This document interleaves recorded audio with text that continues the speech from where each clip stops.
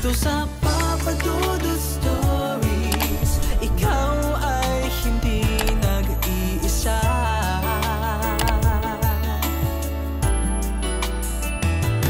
Dito sa Papa Dudut Stories, may nagmamahal sa'yo.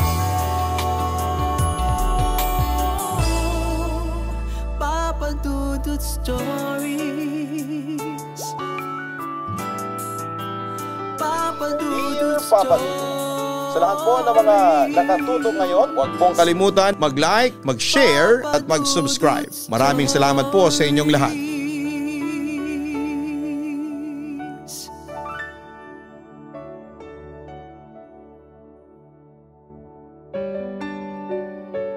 Hinding-hindi ka mapapagod at mahihirapan, lalo na kung kapakanan ng pamilya mo ang pag-uusapan. Kung kinakailangan mong magsakripisyo ka. Handa mong gawin ang lahat para umayos ang buhay ng iyong mga mahal sa buhay. Dear Papa Dudut, tawagin niyo na lamang po ako sa pangalang Dayanara. Hindi totoo kong pangalan. Tubong Iloilo po ako at dahil sa hirap ng buhay, lumuwas ako ng Maynila para dito magtrabaho. Isa po ako sa mga masugid ninyong tagapakinig at talagang nagdala pa po ako ng radyo sa opisina para lang masubaybayan ang programa ninyo araw-araw.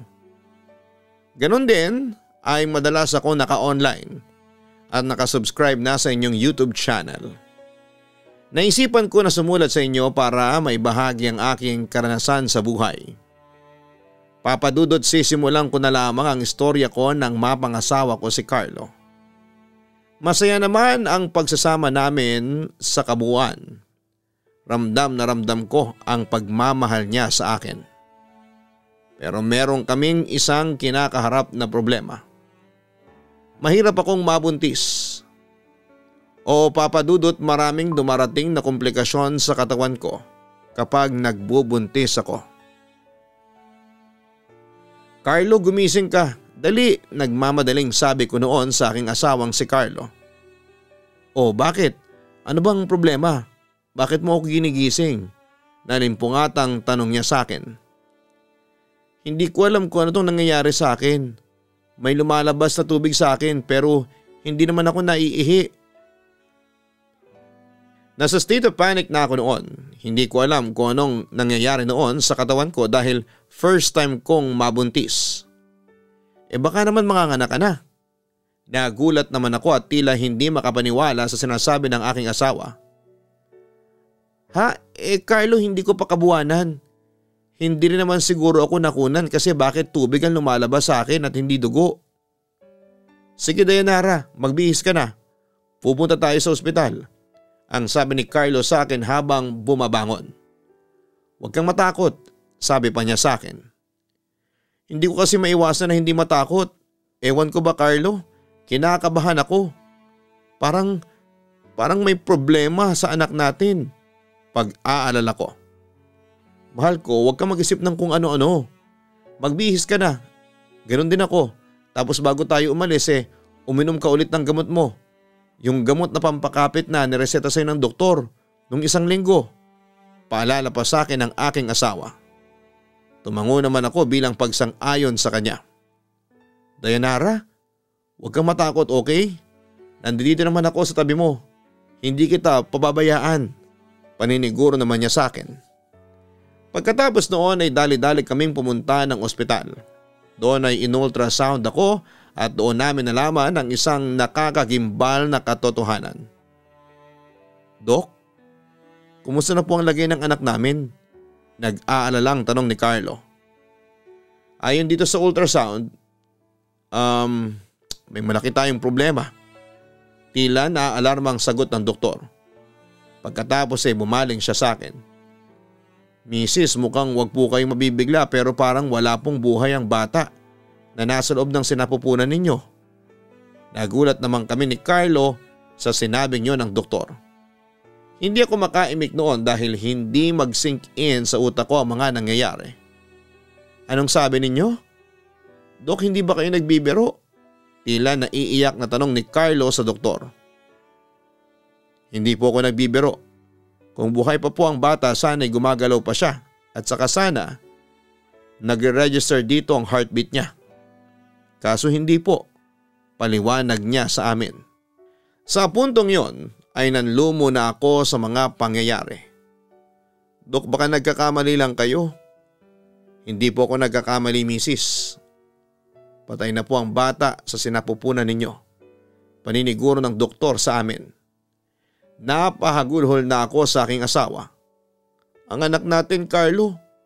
Patay na ang anak natin. Kailangan na pong matanggal agad ang patay na sanggol sa sinapupunan ninyo, misis, para hindi po maapektuhan ang kaligtasan at kalusugan ninyo, sabi pa ng doktor sa amin ni Carlo. Sige dok, kayo na po ang bahala.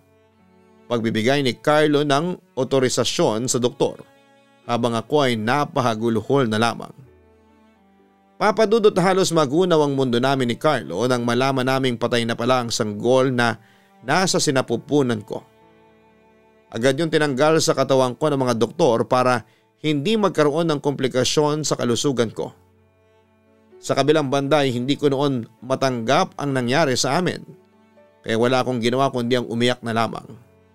At mukha pang pinaglaruan pa kami ng tadhana noon dahil sunod-sunod ang kamalasang dumating sa amin. Bakit ka ba umiiyak, Carlo? Anong problema mo? Nag-aalala kong tanong sa aking asawa. Kalilibing lang noon ang anak namin kaya nakadagdag sa stress ko ang makitang malungkot at umiiyak si Carlo. Dayanara, kanina natanggal ako sa trabaho. Pagtatapat niya sa akin. Ano? Pero bakit? Nanlulumo kong tanong sa kanya. May kaguluhan ang nangyari sa factory. Nadamay ako sa gulo. Kwento pa niya sa akin. Nagtaka naman ako. Pero paano nangyari yun? Hindi ba't naka-leave ka? Oo, naka-leave nga ako. Para maalagaan ka. Yan ang kinatwiran ko sa boss ko pero hindi pa rin niya ako pinakinggan. Sinama niya ang pangalan ko sa mga sisibakin sa trabaho. Paglalahad ng aking asawa. Bakit naman ganun? Bakit ngayon pa? Paano na tayo? Anong kakainin natin? Pareho tayong walang trabaho. Anong ipambabayad natin sa upa sa bahay? Bayad ng kuryente at tubig. Pagkain natin. Halos sumabog ang ulo ko dahil sa sobrang stress. Kaya napahagulhol na lamang ako sa huli. Sa puntong yon ay tumigil na sa pag-iyak si Carlo at sa halip ay nagpakatatag muna. Ako nang bahala, Dayanara. Huwag ka na mag-isip ng kung ano-ano. Baka mapano ka pa. Hindi ko kasi maiwasan ang mag-alala. Bakit pa kasi ngayon pa nangyayari to sa atin? Para tayong pinagsakluban ng langit at lupa. Yon ang hinanakit ko noon sa tadhana. Diyos ko, ano ba tong ginagawa ninyo sa amin? Bakit mo kami binibigyan ng ganitong mga pagsubok? Hindi ko mapigilan noon ang pagdaloy ng aking emosyon. Huwag na nating sisihin pa ang Diyos, Dayanara. Magdasal na lang tayo. Humingi na lang tayo ng tulong sa Kanya. Yun na lamang ang sinabi ng asawa ko. Dayanara, huwag kang sumuko. Huwag tayong sumuko, labanan natin to. Kaya nating lusutan ang problemang ito. May awa din sa atin ang Diyos. Dagdag pa niya sa akin. Sa pagkakataong yon ay pinahid ko ang tumutulong luha sa aking mga mata. Carlo, ikaw lang ang nagbibigay ng lakas sa akin. Kaya hindi ko nagagawang sumuko dahil palagi ka nandyan sa tabi ko. Pero hanggang kailan ganito ang buhay natin? Hanggang kailan ka nandyan sa tabi ko para palakasin ang loob ko? Asawa mo ko kaya asahan mo na habang buhay nandito ako sa tabi mo. Paniniguro naman niya sa akin. Mahal na mahal kita, Dayanara, at hindi ko hahayaan na mawala ka sa akin. Papadudod sinikap naming magbagong buhay ni Carlo. Tumira kami noon sa probinsya at pansamantalang naghanap ng ikabubuhay doon. Habang naroon ay ginagawa ko ng opportunity yon para mag-move on. At makalipas nga ang 3 buwan ay unti-unti na rin bumalik ang pag-asa sa amin. Carlo, buntis ako. Masayang balita ko noon sa aking asawa. Magiging tatay ka na ulit. Tulad ng aking inaasahan ay labis na natuwa si Carlo sa aking binalita. Tama nga yung sinabi sa atin ni Mama. Dati na kapag may nawala sa iyo ay may darating na mas maganda.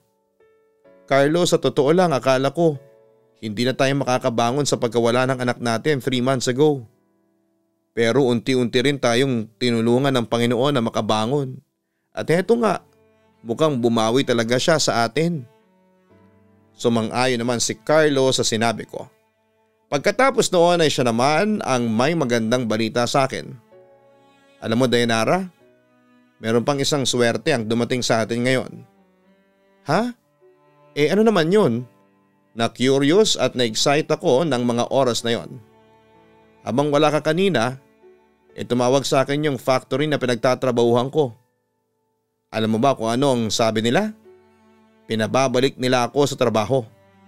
Ayon daw kasi sa investigasyon na sinagawa ng kumpanya ay napatunayan na hindi at wala akong kinalaman dun sa kaguluhan na nangyari dati. Humingi pa sila ng sorry sa akin tapos kasabay noon ay bibigyan daw nila ako ng additional benefits. Pambawi man lang daw doon sa nagawa nilang pagkakamali sa akin. Kwento pa niya sa akin. Nakahinga naman ako ng maluwag sa ibinalitang yon ni Carlo. Naku, magandang balita yan. Buti naman at lumabas na rin ang katotohanan. Salamat sa Diyos at magkakatrabaho ka na. Papadudot pagkatapos noon ay naiwan ako noon sa Iloilo habang si Carlo ay bumalik sa Maynila para magtrabaho. Yun ay ayon na rin sa mungkahin ng aking ina na magstay muna ako dito sa Iloilo para maalagaan niya akong mabuti. Agad din naman kaming pumayag ni Carlo since ilang buwan lamang yon. Kapag nanganak na ako ay saka ako babalik sa Maynila. Sa kabila noon ay nanatili pa rin kasiyahan sa amin dahil lubos ang pagkatiwala namin sa isa't isa. Bukod sa maraming blessings noon ang dumating sa amin, sabi ko tuloy sa sarili ko na sana'y palagi na lang ganito. Sana'y palagi na lang masaya ang buhay namin. Papadudot akala ko, yun ang kapalit ng pait na dinaranas ko dati pero nagkamali ako. Sandali lamang namayani ang kasiyahan sa buhay namin dahil unti-unti na namang dumating ang mga pagsubok sa amin ni Carlo. 3 beses ako noong sinugod sa ospital dahil sa buong akala ko ay manganganak na ako dahil overdue na ako ng time na yon. Pero pagdating sa ospital ay sinabi ng doktor na false alarm lamang kaya nag-decide na ang doktor na i-induce na lang daw ang panganganak ko at pumayag naman ako sa mungkahin nila. Papadudot naging maayos naman ang panganganak ko pero nang palabas na ako ng ospital ay sinabi sa akin ng doktor na hindi ko pa makakasama ang anak ko dahil may problema ito sa kanyang kalusugan. Huwag kang panghinaan ng loob. Hindi pababayaan ng Diyos ang anak ninyo ni Carlo. Pampalakas ng loob sa akin ni Ate Emma. Hindi ko kasi maiwasan na kabahan na wala na kasi sa amin yung una naming anak. Pag-aalala ko naman. Hindi mawawala sa inyong anak ninyo. Magtiwala lang kayo sa Panginoon, sabi niya sa akin. Sana nagkamali lang yung findings ng mga doktor sa anak ko para pwede ko nang mailabas ang anak ko. Ang sabi ko na lamang. Hoping na sana'y maayos na ang anak ko. Samantala ay mamayang kaunti dumating na ang doktor at kinausap na niya ako tungkol sa kalagayan ng anak ko. Malaki po ang kinakaharap na problema ng anak ninyo. Masyado pong mataas ang white blood cells niya kumpara sa red blood cells. Bukod po doon may nakita rin po kaming mga bakterya sa dugo ng sanggol. Kapag hindi po yun nagamot mauuwi po yun sa sepsis. Kung hindi ako nagkakamali ay iyon ang sinabi sa akin ng doktor noon na halos magpaiyak na sa akin. Dok, ano pong mangyayari sa pamangkin ko? Nag-aalalang tanong ng aking kapatid. Maaari pong lumaki ang ulo ng sanggol, bukod po doon ay habang lumalaki ang bata ay kailangang magkaroon ng mahabang gamutan at procedure. Dagdag pa ng doktor sa amin.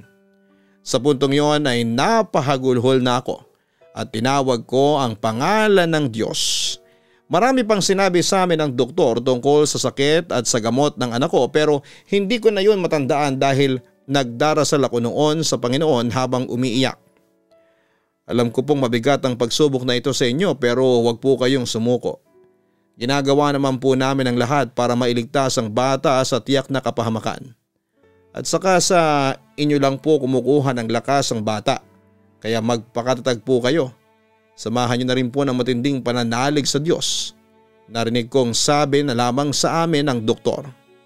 Bumaling ako sa aking kapatid, Ate Emma, Dayanara, kasasabi lang ni Doc na magpakatatag ka. Pagsubok lang to sa inyo ni Carlo. Pang-aalo sa akin ng kapatid ko. Siya nga po pala, nasa na po ba ang ama ng bata? Usisa pa ng doktor sa amin. Ang kapatid ko na ang sumagot. Nasa Maynila po yung ama ng pamangkin ko. Nagtatrabaho po doon. Pero nagpasabi na po siya na uuwi na ngayong linggo. Mabuti kung uuwi dito ang asawa niya para may makatuwang siya at tumakas ang loob ng kapatid mo. Aniya bago siya nagpaalam para asikasuhin na ang ibang pasyente. Ate Emma, anong gagawin ko? Paano ko maililitas ang anak ko? Desperadong tanong ko. Alam mo, isa lang ang magagawa mo, ang magdasal ka sa Panginoon. Naniniwala ko na hindi niya pababayaan ang anak mo. Sagot ni Ate Emma sa akin. Tumahan ka na. Alalahanin mong kapapanganak mo lang. Baka mamaya niyan sumakit ang ulo mo at mabibinat ka. Paano na lang ang baby mo kung may mangyari sa iyong masama? Dahil sa sinabing yon ni Ate Emma ay nagpasya na akong tumahan at magpakatatag para sa aking anak. Papa Dudut, siguro'y masasabing ang pinakamasakit na parte ng buhay ko ng isang ina ay makitang naghihirap ang kanyang anak. Yon ang naranasan ko. Sobrang sakit sa akin na makitang naghihirap ang anak ko dahil sa sakit. Araw-gabi akong nagdarasal na sana'y gumaling na ang anak ko at sana'y huwag bawiin sa akin ng Diyos ang anak ko dahil hindi ko alam ang gagawin. Sakaling bawiin na naman niya sa akin ang anak ko. Pero sa paglipas ng mga oras ay patuloy ang paghihirap ng anak ko. Kasabay noon ay ang matinding kalbaryo ko bilang isang ina. Naintindihan ko ang sitwasyon mo. Alam ko ang pakiramdam ng isang ina. Masakit talaga na makitang nasa ganyang kalagayan ng anak niya. Pakikisimpatya ni Ate Emma sa akin. Sa totoo lang ate, hindi ko na talaga alam ang gagawin ko. Ano ba kasi ang sakit ng anak ko? Wala na bang lunas yun? Hindi ko maisip na 3 iba't ibang klaseng gamot ang itatarak sa anak ko para lang mabuhay siya. At saan ako kukuha ng perang pambili ng gamot? Bawat araw kailangan namin ng 2,500 bawat gamot ng anak ko. Isipin mo magkano yun? 7,000 pesos kada araw para mabuhay lang ang anak namin. Saan ko bulsa kukunin ang ganong halaga? Nalulungkot kong sabi. Gumagawa na kami ng paraan para makatulong sa inyo si mama. Nagdedilhensya na siya ng pera. Ako, ang asawa mo, lahat kami nagsusumika para makahanap na ng pera para sa anak mo. Huwag kang mawala ng pag-asa, ang sabi ni Ate Emma sa akin. Ang tanong hanggang kailan to? Hanggang kailan namin mararanasan to? Nagsisimula na namang mawalan ako ng pag-asa. Mamayang kaunti dumating na si mama. Dala-dala ang pera na napagdilhensyahan niya para sa mga gamot ng aking anak. Eto 5,000 nakautang ako sa kumari kong taga Haro. Sobrang naawa siya sa naging sitwasyon ng anak mo. Kaya agad siyang nagpahiram ng pera. Kwento sa akin ni mama. Salamat naman sa Diyos. Tila nabunutan naman ng tinig si Ate Emma sa sinabi ng aming ina. Pero ma, may malaki pa rin tayong problema. Hindi lang po yung gamot ni baby ang kailangan nating dilhensyahan ng pera. Yung doktor pa pala kanina. Kinausap po ako, kailangan na raw nating bayaran yung bill sa ginamit na kwarto ng anak ko. 5 araw na po kasi tayong hindi nakakabayad 1,200 pesos per day po yung kwarto ni baby. Tapos iba pa yung hospital charges. Inform ko sa kanya. Subukan mo kaya ulit na tawagan si Carlo sa Maynila. Baka may madalhensyahan siya ng pera. Suhestyon ni Ate Emma sa akin. Nakapagdilhensya na si Carlo nung nakaraan. Ang totoo niya ay nakapag-cash advance na siya doon sa factory na pinagtatrabahuhan niya. kaya wala na po siyang sasahurin sa susunod na linggo. Nanlulumo kong kwento sa kanila. Huwag tayong sumuko. Kaya natin to, pampalakas loob ni mama sa akin. Ilang saglit lang ay nagring na ang cellphone ko at doon ay napag-alaman kong si Carlo ang tumatawag. Ano nang balita dyan, Dayanara? Kumusta na ang anak natin? Nag-aalalang tanong ng asawa ko sa kabilang linya. Ganun pa rin wala pa rin pinagbago. Malungkot na reply ko sa kanya. Magkano pa ba ang kailangan ninyo? Uutang ulit ako dito sa mga kasamahan ko. 5,000 piso pa. Naniningil na kasi yung ospital ng bayad doon sa kwartong pinaglagyan ni baby. Carlo, gusto ko nang sumuko. Bakit ganito na lang ang problemang ibinibigay sa atin? Wala na ba tayong karapatan na maging masaya? Narinig ko naman ang pagbuntong hininga ng asawa ko nang marinig niya ang sinabi ko. Dayanara, lalo nanghihina ang loob ko kapag naririnig kitang ganyan. Huwag ka namang sumuko. Lumaban tayong dalawa para sa anak natin. Pakiusap niya sa akin. Pero kasi hindi ko na alam ang gagawin ko. At that point talaga ay nawawala na ako ng pag-asa. Marami pang paraan. Hihingi na ako ng tulong sa DSWD at sa mga charities at foundations. Lalapit na rin ako sa Kapuso Foundation. Matulungan lang tayo sa anak natin, Dayanara. Please naman magpakatatag ka. Kung susuko ka, paano na ang anak natin? Isipin mo sana yun kung hindi siya lumalaban para sa buhay niya. Bakit hindi tayo lumalaban para sa kanya? Tayo ang mga magulang niya, sa atin siya kumukuha ng lakas. Pagpapatuloy pa ni Carlo. Sa puntong yon ay naluha na ako. Huwag mo nang problemahin ang pera. Ako nang bahala sa mga bayarin. Tahan na, huwag ka nang umiyak, mahal ko. Pag-aalo sa akin ang asawa ko kahit na magkalayo kaming dalawa. Papadudot kung saan na kami humingi ng tulong, kahit sa mga online lending apps ay umutang na rin ako. Kahit na 7 days to pay lang at may malaking interes. Para lang may pangsuporta sa gamot ng baby ko. Kung saan din naghanap ng pera ang nanay ko at ang mga biyanang ko para ipadala sa akin, at nang dumating ang araw ng blood test ng anak ko, habang kinukuhaan siya ng dugo ay awang-awa ako sa anak ko. Later on ay dumagdag pa sa problema ko yung mga ahente ng lending apps na pinagkakautangan ko nang lumampas sa 7 days ang due date ko. Sari-saring pagbabanta at harassment ang inabot ko. Dahil doon ay wala akong nagawa kundi ang umiyak na lamang. Papadudot pakiramdam ko noon ay mauubusan na ako ng lakas. Buti na lamang at nandyan si Ate Emma para palakasin ang loob ko. Samantala ay mukhang naawa na sa akin ng langit dahil pagkalipas ng ilang linggo, isang magandang balita ang dumating sa amin.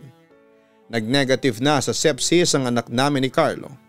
Halos maiyak ako sa tuwa kaya agad kong tinawagan noon si Carlo. Agad kong binalita sa kanya na ligtas na ang anak namin. Talaga? Naku, magandang balita yan. Diyos ko, salamat po. Natutuwang wika ni Carlo sa kabilang linya. Umuwi ka na muna sa Iloilo para maiuwi na natin si baby. Mag-celebrate na tayo, suhestyon ko sa kanya. Sige, ngayon din ay magpa-file ako ng leave sa trabaho para masamahan kita. Naku, salamat naman at ligtas na ang anak natin, nasasabik niyang sabi sa akin. Ikaw, Carlo, kumusta ka na dyan sa Maynila? Tanong ko naman sa kanya. Eto, nung una ay nag-worry ako pero dahil dyan sa binalita mo para ako nabunutan ng tinik. Salamat talaga at dininig ng Diyos ang lahat ng mga panalangin natin. Hindi niya tayo hinayaang sumuko sa laban. Aniya. Tama ka doon sa sinabi mo na huwag tayong sumuko at magtiwala lang tayo sa Diyos. Tingnan mo naman at ligtas na si baby.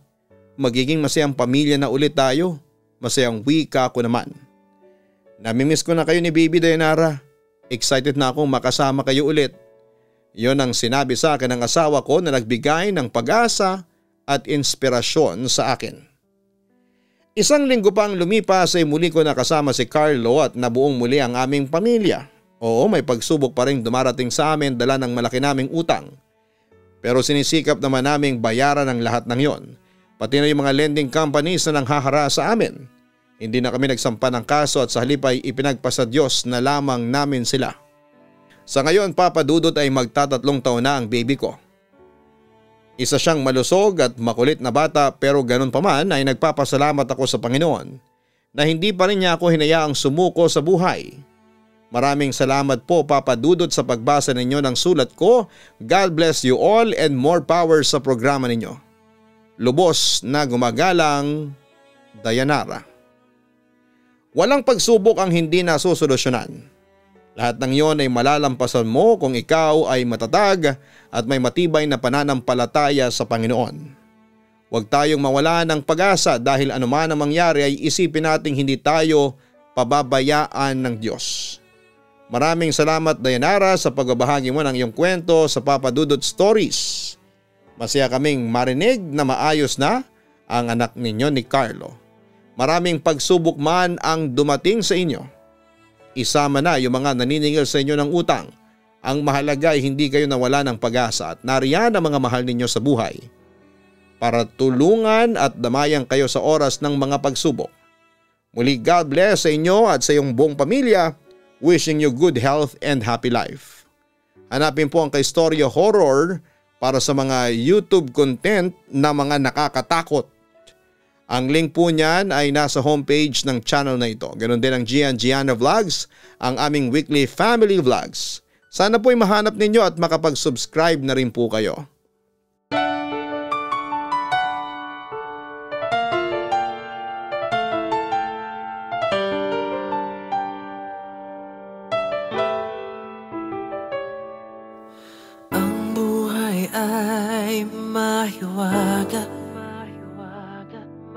Laging may lungkot at saya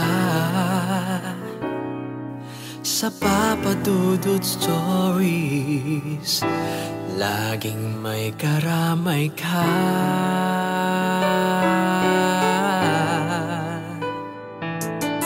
Mga problemang kaibigan, dito ay pakikinggan ka. Sa Papa Dudut Stories, kami ay iyong kasama. Dito sa Papa Dudut Stories, ikaw ay hindi nag-iisa.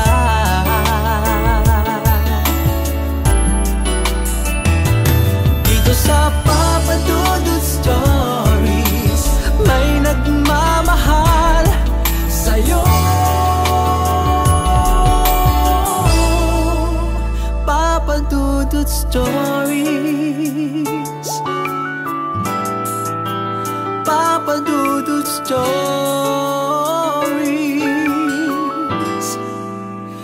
Papa Dudut Stories.